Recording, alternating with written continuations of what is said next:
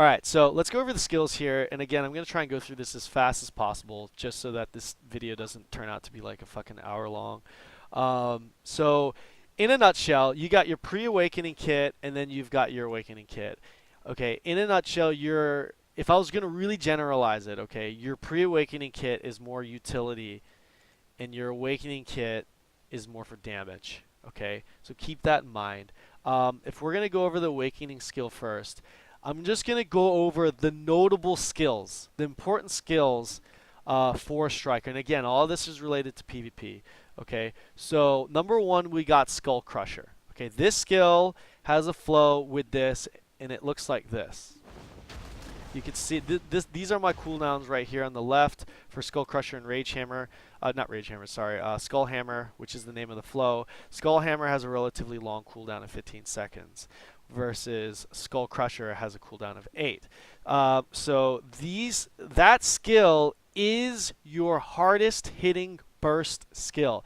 Now, Echo Spirit here is also another very, very hard hitting skill, but the problem with Echo Spirit is it's all clone damage, and they have to sit in that the entire time, and it has no CC. Both of these skills don't have CC, by the way, and both are protected.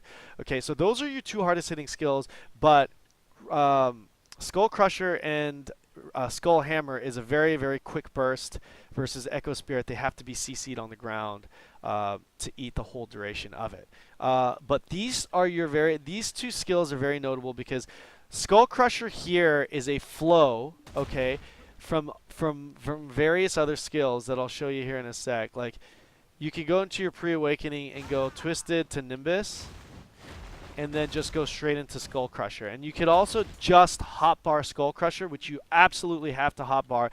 I'm in my awakening stance here, and I could just hit what's on 5 for me and go straight into Skull Crusher. And again, Skull Crusher does not apply CC. Okay, it does not apply CC, and it's your hardest hitting skill in the game. With that said, Echo Spirit also does not apply CC, and it is also a burst skill. But I also use it for mobility a lot. Against shit players, I don't use it for mobility because you don't need it. Against good players, you're gonna need that extra mobility to be a little bit more mobile, unpredictable, and off the walls to be able to catch someone. Because again, like I said in the previous section of this, the name of the game is catching someone, and good players are very difficult to catch. Okay, Echo Spirit allows you to teleport behind the target, and it's very, very useful. But again, it's extremely slow, right? It's extremely slow. Like, look how long you're in this animation for before you teleport behind. That right there against good players under the heat is extremely slow. It's extremely slow, and the more you play this game, the more you'll realize what I'm talking about. Same with Skull Crusher. All this is very telegraphed, and it's extremely slow. Like, if I was going to cancel that with like a dash or a backstep, this is how fast. Like, it's just it's just slow. Okay, it's just slow. So there's counterplay to this. Okay, that's the counterplay. Striker is relatively slower, clunkier, but they have a good kit. So again, so the important skills here are Echo Spirit or Skull Crusher, Echo Spirit. Both are protected. It's important to know what skills are protected and what skills are not protected. Okay. Next we have Rampaging Predator. Okay. This skill right here also hits pretty hard. 100% crit rate, 1239 times 3. It actually hits pretty good. Okay. I have my add-ons. Actually, I'm not going to go over add-ons. I would highly suggest checking out the Striker Discord for the add-ons. I don't want to go over it just because if I go over the add-ons as well, I feel like this video will take fucking forever. So as far as Rampaging Predator goes, this is also protected and does not apply CC forward F. It's even like a mini gap closer that teleports you forward, and it's frontal guard. And if you hold the flow to it, it's a lingering forward guard. So like all this is lingering, but again, you're locked into that animation. There's a shit ton of counterplay to it. If someone hits you from behind when you're locked into it, you're gonna get CC'd. If someone grabs you, you're gonna get CC'd because that skill does not apply CC. Okay, but it does hit pretty hard. Next skill is spiral. Now we're going to go into the unprotected skills. Those 3 skills that we just went over are the 3 protected awakening skills that hit pretty hard, okay? So shift left mouse button. This is also your swap from your pre-awakening kit. If you hit shift C, it swaps you into your awakening kit, okay?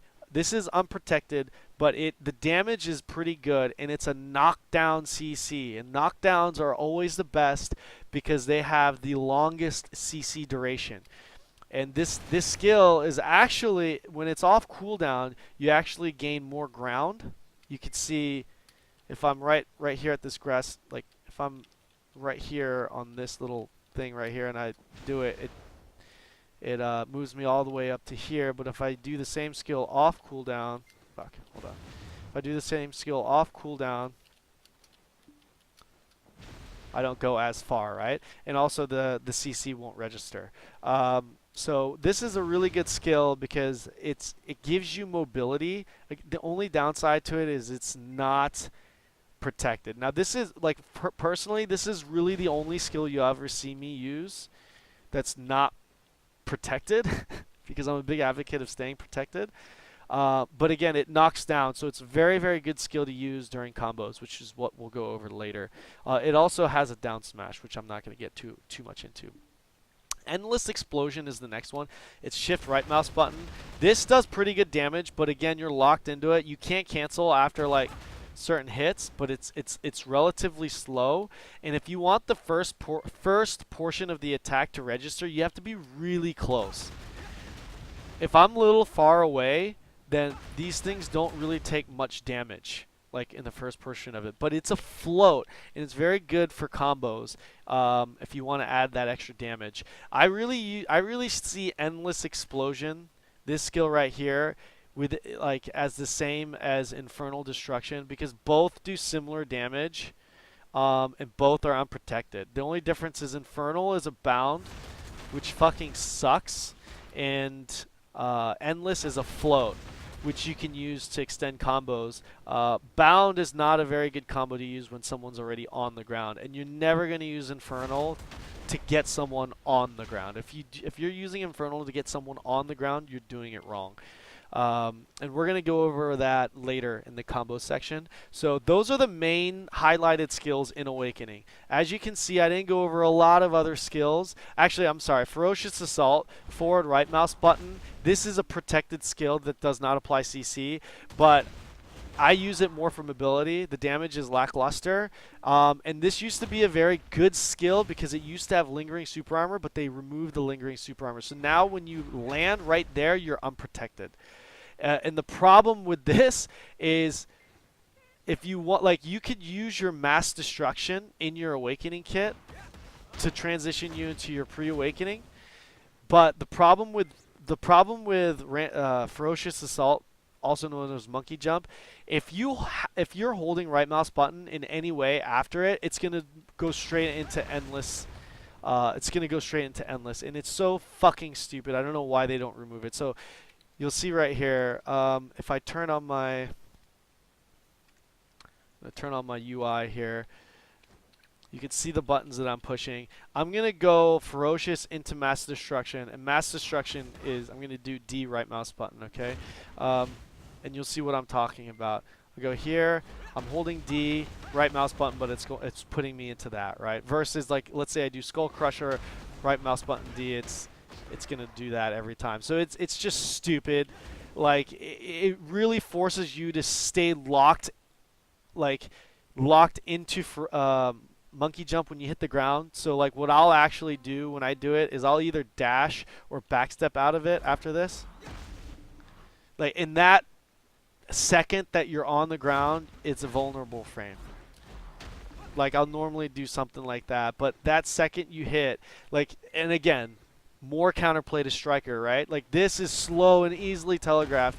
If there will be a lot of shit strikers that use that to engage on you, if you're a good player and a striker uses this to engage on you, you should be able to catch him all day, every day. If you're a ninja and you see a fucking striker do this, the moment he hits the grab, hit him with that blade spin and it's GG. You know what I mean? So there's a lot of counterplay to this, and I'll try and go over some counterplay to Striker, and show you the weaknesses of it as well.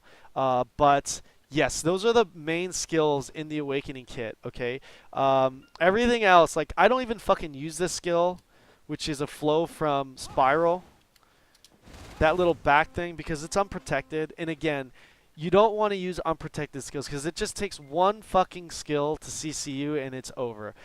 Like Ultimate Crush, Fallout, these skills, the damage isn't even that good, and they're just they're unprotected.